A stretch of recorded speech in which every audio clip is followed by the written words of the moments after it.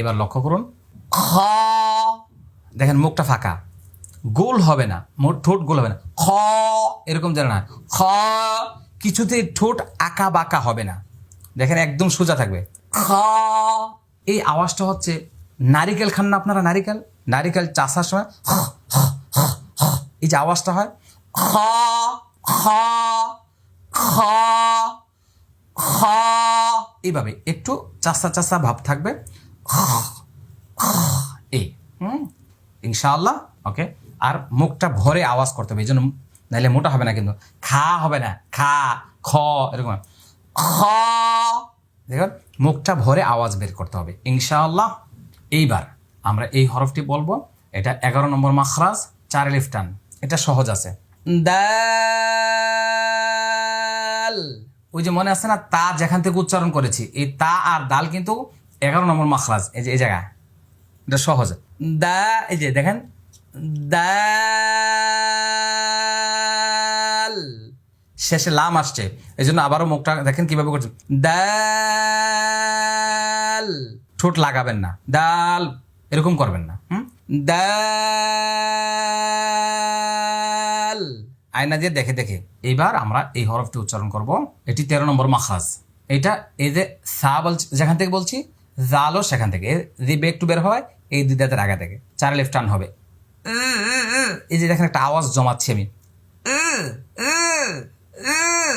শুরুতেই, জাল,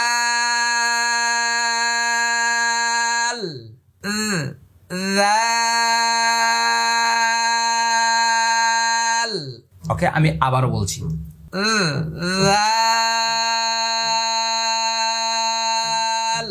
ওকে।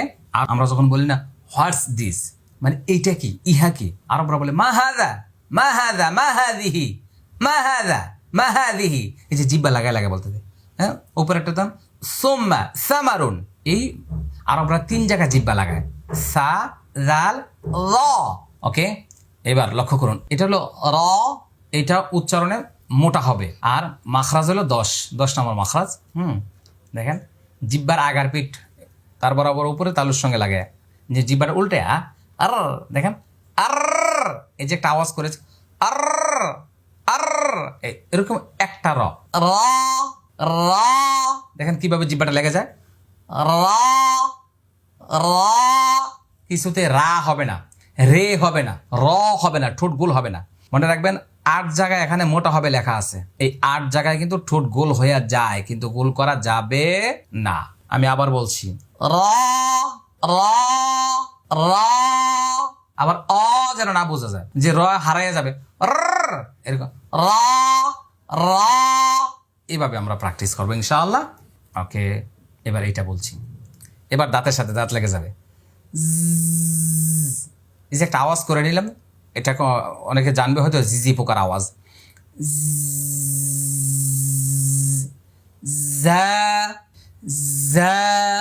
বেশি শক্ত যেন না হয়, এরকম যেন না হয়,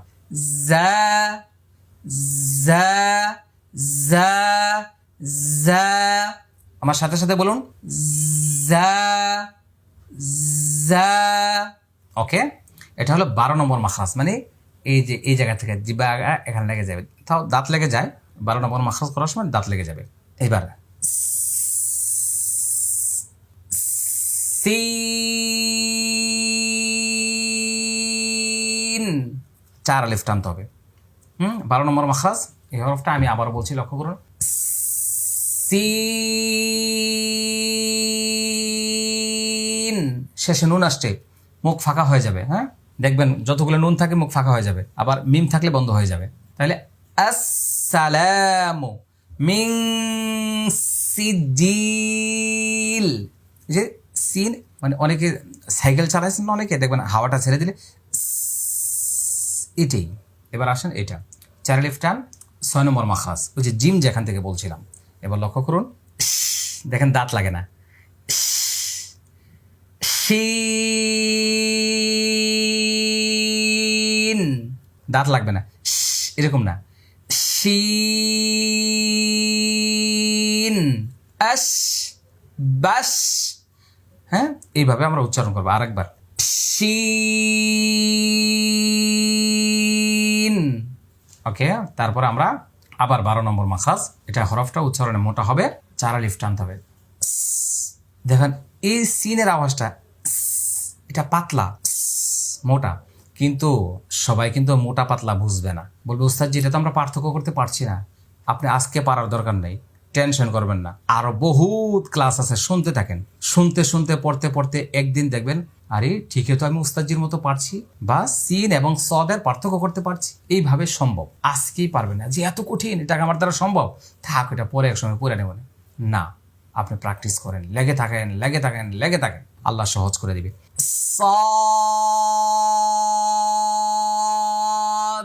শেষে দালের কলকলাটা আসবে। হ্যাঁ, আমি আবারও দেখাচ্ছি, লক্ষ্য করুন। মানে এই বাতাসটাকে ভিতরের দিকে চাপায় রাখতে হবে, আর সিনেরটা ছেড়ে দিতে হবে, ফাটাসিটা। এই যে মোটা মোটা আগে যে আওয়াজটা হবে এটাই সিফাত, এটাই হলো মূল কাজ। সালিহিন আসসালাতু সাদ সাদ, লাস্টে কলকলা করে নিব। এবার তারপরেরটা এটাও মোটা হবে, লক্ষ্য করুন। এই যে একটা টান দিলাম, তার মানে জিহ্বাটা ফুলে গেছে, এই দেখেন লক্ষ্য করেন, এই হয়ে যাচ্ছে। এই যখন জিহ্বাটা আপনি টান দেবেন এদিকে ফুলে যাবে, জিহ্বার গোড়ার উপরের মারির দাঁতের গোড়ার সঙ্গে লেগে যাবে, লেগে টাচ লেগে মোটা হবে এবং দদ হবে। দুই পাশ দিয়েই করতে পারেন। আজকেই পারবেন না, প্র্যাকটিস করতে থাকুন, কঠিন মনে করবেন না, শুনতে থাকুন, বলতে থাকুন, দেখতে থাকুন।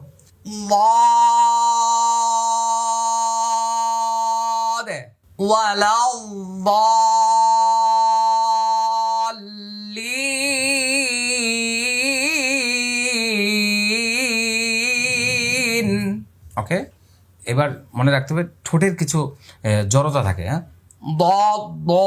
হ্যাঁ মনে রাখতে হবে, আমি আবার বলছি, মোটা হরফ যেগুলো এগুলো আপনার ঠোঁট গোল হয়ে যেতে পারে, দদ দোয়াদ বিভিন্ন রকমের সমস্যা হতে পারে। দেখেন জিহ্বাকে সামনের দাঁত থেকে বাঁচাইতে হবে, যে কোনো ভাবে হোক। জিহ্বার আগা যদি সামনের দাঁতে লেগে যায় কোনো দিন দদ হবে না, হ্যাঁ দাল হবে, কারণ দালের মাখরাজটা এই জায়গায়।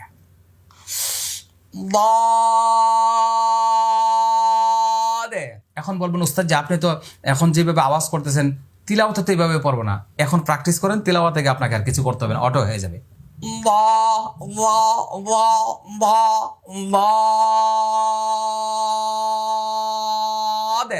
আয়না দেখে দেখে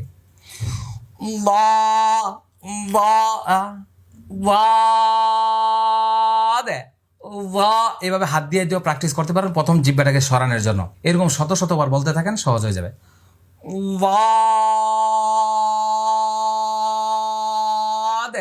ওকে, আমরা এবার এই হরফটি শুরু করব। স্ক্রিনে লক্ষ্য করুন, এই হরফটির নাম হচ্ছে ত। ত, আবার শুনেন ত। এবার আমি আয়না দিয়ে বলছি, লক্ষ্য করুন, ঠোঁটটা গোল হবে না, ত। এটা 11 নম্বর মাখরাজ। এই যে ত দাল তা তিনটি হরফ, 11 নম্বর মাখরাজ। জিহ্বার আগাটা এখানে লেগে যাবে, দুই দাঁতের গোড়া ভিতরে। আমি আবার বলছি, লক্ষ্য করুন, ত। এভাবে বারবার বারবার প্র্যাকটিস করতে থাকুন, ইনশাল্লাহ আপনারাও পারবেন। এরপরে হরফটি, এটা 13 নম্বর মাখরাজ। এগুলো মোটা হরফ, লক্ষ্য করুন আমার মুখের দিকে, আমি কিভাবে বলছি, দেখেন জিহ্বাটা,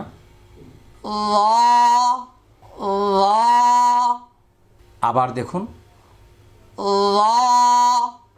এবার আমি আয়না দিয়ে দেখাচ্ছি। আগে জিহ্বাটা দেখেন, একটু বের করলাম। হ্যাঁ, তাহলে এটা 13 নম্বর মাখরাজ। জিহ্বার আগা এই দুই দাঁতের আগার সঙ্গে লাগাইয়া মোটা হবে।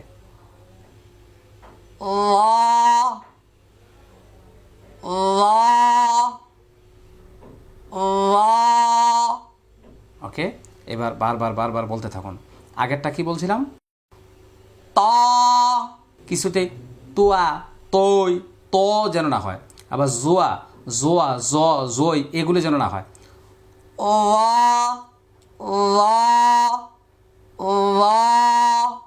বাংলাতে আবার ল শোনা যাবে, ল ল, আবার জ জ। মনোযোগ সহকারে শুনতে হবে, হ্যাঁ। ল ল ল, এইভাবে। এবার আমরা পরের হরফটি বলবো। আমি কিন্তু বারবার বলছি, আপনাদেরকে অনেকবার বলতে হবে। ভিডিওটাকে থামিয়ে দিবেন, থামিয়ে আবার পিছনে ব্যাক করবেন, রিপিট করবেন বারবার বারবার। এবার আমি এই হরফটি বলবো, এবার শুনতে থাকুন। আইন। দেখেন মুখটা ফাঁকা হয়ে গেছে, শেষে নুন আসছে, এই যে দেখেন নুন আসছে। তাহলে এটা হলো 2 নম্বর মাখরাজ, হলকের মধ্যখান থেকে। এই যে গলা, হলক, কণ্ঠনালী এর মধ্যখান থেকে 4 আলির পরিমাণ লম্বা।